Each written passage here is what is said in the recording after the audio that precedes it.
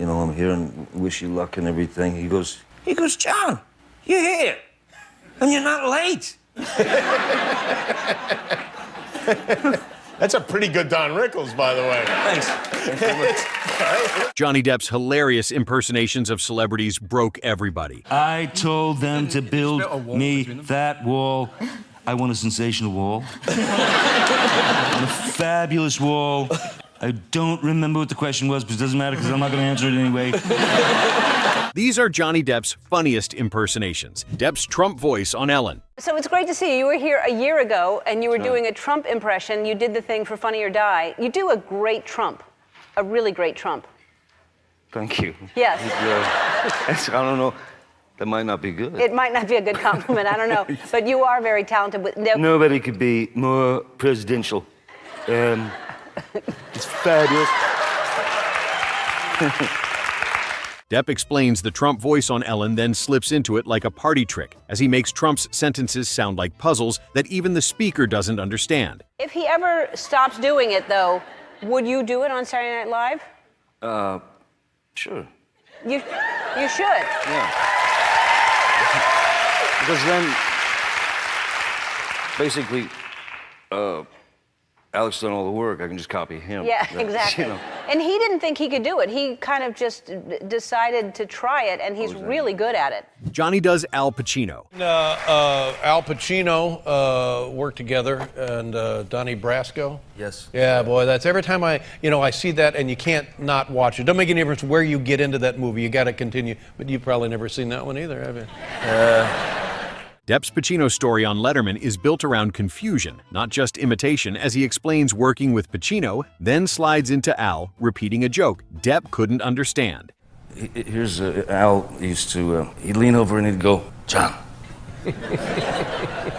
skeleton goes into a bar, orders a beer and a mop. Depp's Don Rickles impersonation. So I ran backstage to go see Don before he was coming out.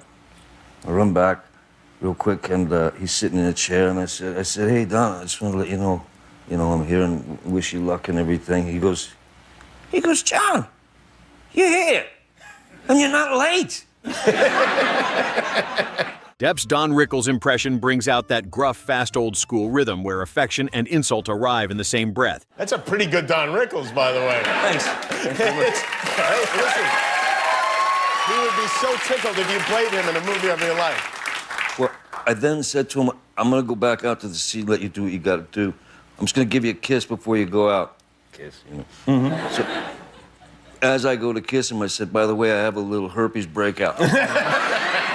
Johnny impersonating Marlon Brando. I remember Marlon distinctly saying, he reached a certain point in his life where he just finally was able to utter the words, I just don't care. And the way he said it to me was, it was like it was as if he had attained nirvana. He worried a little bit about you working too hard. Yeah. Depp softens his voice, making Brando sound like a wise old actor floating through his own thoughts. He said what? He said, how many films do you do a year? And I said, I don't know, it depends, maybe 3. He said, too much. I said, what do you mean too much? He said, we only have so many faces in our pockets. And I thought, you got it. It makes sense, man. Combining Marlon Brando and Christopher Walken in one interview. Wait a minute now, back up just a sec. What about that? And Christopher Walken on the sofa. Well, Pilgrim, Shooter's Bay, and a half a dozen other things you've chosen to ignore. Roman Polanski by the kitchen. Are these merely coincidences? I'm wearing his bruises, aren't I? Aren't I? Are you? It's funny, I think. It's funny. I think it's funny. Depp shows two very different actor rhythms back to back as Brando comes out slow, thoughtful, and heavy, while Walken arrives with that clipped, unpredictable musical timing. The Al Pacino voice returns. I mean, I think you have paint on your hands right now. Were you painting today? I was, yeah. Okay, last question. So one thing that is confirmed is you're playing Ebenezer Scrooge. So what drew you to that role, and how are you preparing to take on that iconic character? Just despise Christmas. No. The newer Pacino impression feels like Depp pulling from decades of friendship instead of doing a party voice. Well, I mean, you know, the Alistair Sim version of Christmas Carol is, in terms of film, cinema altogether, is one of my favorite films of all time. His performance is like, I mean, it's perfection. Alistair Sim's. Johnny's Trump's impersonation on Graham Norton. Adam McKay, who I admire greatly and who's one of the funniest humans alive, we had a meeting and we were sitting there talking, and he said, how would you like to do a feature film in 4 days? And I went, I like that idea. And then he said, how would you like to play Donald Trump? And I loved that idea. Norton gets Depp to describe how Trump talks, and the explanation becomes funnier than a normal impression setup, as he focuses on pauses that seem to turn around mid-sentence before finding an exit. I told them to build me that wall. I want a sensational wall. I want a fabulous wall. I don't remember what the question was, but it doesn't matter because I'm not going to answer it anyway. Bringing Marlon Brando back? And then the experiences that I've, you know, been able to sponge up and learn from and acquire over 38 years, nearly 40 years or whatever, of doing Brando, very rightfully described as, you know, being an actor was a strange job for a grown man. This Marlon impression has a looser feeling, like Johnny's telling an old friend story and suddenly letting Brando walk into the room, as he doesn't rush the voice, which is what makes it land with more weight than a faster impression would have. It still exists in that way, and the fact that it does is quite amazing. Everything's so based on popularity contests and, you know, who's going to be the king and queen of the prom. It was a perfect synchronicity. It really was.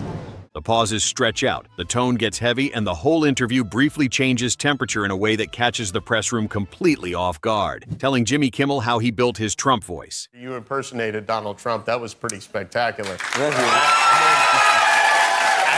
I never would imagine that was in you anywhere.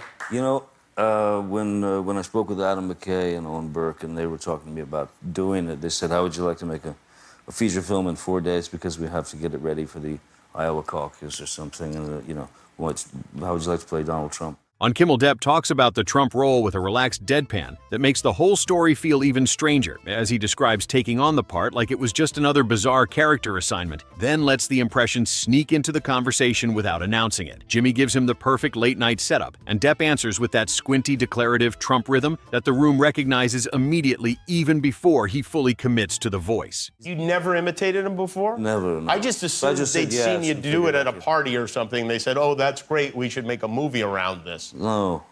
Can you see me imitating people at parties? No.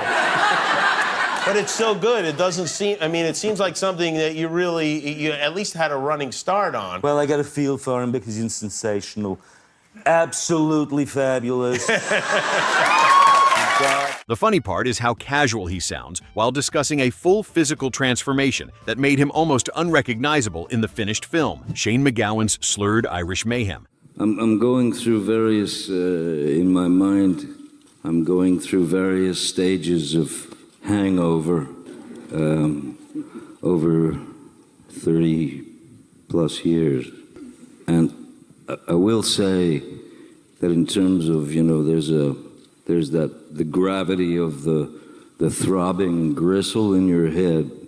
Depp's Shane MacGowan story is funny, since the voice and rhythm feel completely inseparable from the madness of the memory, as he doesn't simply describe Shane, but gives the whole story a wobbly musical quality that matches MacGowan's legendary chaos without attempting a strict impressionist routine. In the middle of my brain, from my first days with Shane, the one thing I learned is never, ever try to keep up